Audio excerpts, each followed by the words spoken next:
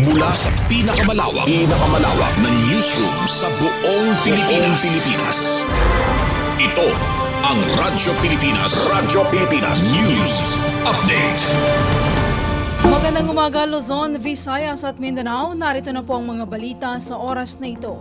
Office of the Vice President Budget mabilis na lumusot sa House Appropriations Committee. Mula sa Kamara may ulat si Kathleen Forbes. Radyo Pilipinas. Report. Tumagal lang ng 13 minuto at 40 segundo ang budget briefing ng Office of the Vice President na pinangunahan mismo ni Vice President Sara Duterte. Kabuang 2.37 bilyon ang pondong ipinapanukala para sa OVP sa susunod na taon. Ito ay para maipagpatuloy ang kanilang mga programa at proyekto. Kabilang dito ang pagbubukas ng karagdagang OVP satellite offices para mas mailapit sa publiko ang medical at burial assistance. Mula Enero hanggang Hunyo ngayong taon, nasa 52,000 mahigit ang nakabenepisyo sa kanilang medical assistance o katumbas ng 550 million pesos, habang 11,000 mahigit na benepisaryo naman sa burial assistance na ginastusan ng 56 million pesos. Mismo si Senior Deputy Majority Leader Sandro Marcos ang nagbuson para agad i-terminate ang budget briefing ng OVP bilang tradisyon at kortesiya. Tinutulan naman ito na Makabayan Block dahil kailangan umanong maipaliwanag ng OVP ang kanilang confidential funds. Magagayon man nang magbotohan ng komite, 21 mambabatas ang bumoto para tuluyan tapusin ang budget briefing. Nagpasalamat naman si VP Sara sa mabilis na pag-usad sa komite ng kanilang panukalang budget. Sa ngayon ay sinisimulan na ang budget briefing ng DepEd kung saan pinamumunuan rin ito ni VP Sara Duterte. Ito si Kathleen Forbes para sa Radyo Pilipinas. 5,000 non-teaching posisyon inaprubahan ng Budget Department. May ulat si Alvin Baltazar.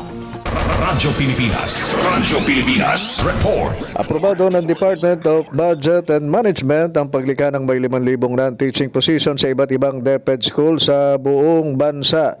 Sa 5,000 non-teaching items, 3,500 dito ay Administrative Officer 2 positions na siyang gagawa na ng administrative task na dating ginagawa ng mga teacher. Kasama rin sa mga nilikhang item ang may 1,500 Project Development Officer positions na magpapatupad ng mga programa at proyekto ng mga eskwelahan na nasa inisyatiba ng DepEd Central Office. Makakatanggap naman ng basic salary na 27,000 pesos ang ma-hire na AO2 at PDO1 na may salary grade 11 base na rin sa 4th tranche monthly salary. Made-deploy ang matatanggap na mga aplikante sa Schools Division Offices ng DepEd sa Cordillera Administrative Region, Caraga, NCR, Region 1, 2, 3, 4A, 4B, ganoon din sa Region 5, 6, 7, 8, 9, 10, 11 at Region 12. Mula sa Palasyo ng Malacanang, Alvin Baltazar, Radyo Pilipinas. First Lady Liza Araneta Marcos dumalo sa ika-127 anibersaryo ng Araw ng Pinaglabanan sa San Juan City. Makahingi tayo ng update mula kay J. Mark Dagala. Radyo Pilipinas. Report. Dumalo nga bilang panauhing pandangal itong si First Lady Luis Liza Araneta Marcos sa ika-127 araw ng pinaglabanan dito sa lungsod ng San Juan. Kasama dumalo ng unang ginang si Tourism Secretary Cristina Frasco, si Philippine National Police o PNP Chief Police General Benjamin Acorda, gayon din ng mga kinatawan ng National Historical Commission of the Philippines at si San Juan City Mayor Francis Zamora bilang host naman ng nasabing okasyon. Nagsagawa ng flag raising ceremony sa Pinaglabanan Shrine. Subalit hindi natuloy itong pagsisindi ng sulo ng kalayaan dahil bumuhos ang ulan. Gayunpaman ay nagawa pa ng unang ginang na mag-alay ng bulaklak sa dambana ng Pinaglabanan kung saan ay inaalala itong naging bakbakan o itong digmaan sa San Juan del Monte at yung mga kabayanihan ng mga bayaning lumaban sa mga mananakop. Sinundan naman ito ng paglulunsad ng San Juan City Art Trail na nagtatampok ng mga art destination sa lungsod.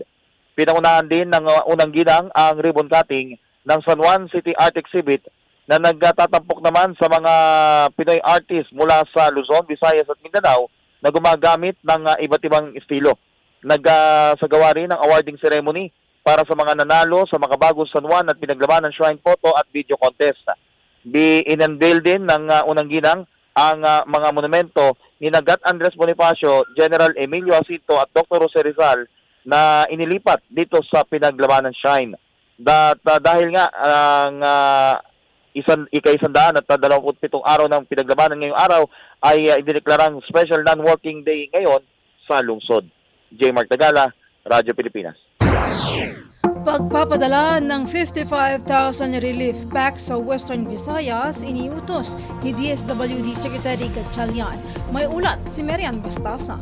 Radyo Pilipinas. Radyo Pilipinas. Report. Dahil sa malawakang pagbaha na nakakaapekto ngayon sa Western Visayas, iniutos na ni DSWD Secretary Rex Gatchalian ang agarang pagpapadala ng 55,000 na family food packs sa iba't ibang warehouses sa rehiyon. Partikular na inatasan ng kalihim ang Disaster Response and Management Group na agad tapusin ang delivery ng food packs sa mga lalawigan ng Antique, Iloilo, Capiz at Negros Occidental sa Huwebes. Kaugnay niya ay tiniyak naman ng DSWD Field Office 6 na handa na ang kanilang mga regional warehouses sa Bacolod at Oton, Iloilo na tumanggap ng family food packs na magmumula sa Visayas Disaster Response Center sa Cebu City. Sa plano ng naturang field office, 15,000 food packs ang i-deliver sa DSWD Regional Office sa Mambog, sa Oton, Iloilo, 11,500 naman sa Bago City, Negros Occidental, 10,000 food packs sa Barangay Singkang, Bacolod, 6,500 sa San Jose, Antique, 3,000 naman sa Barbaza, Antique. Kapag makakatanggap rin ng 1,500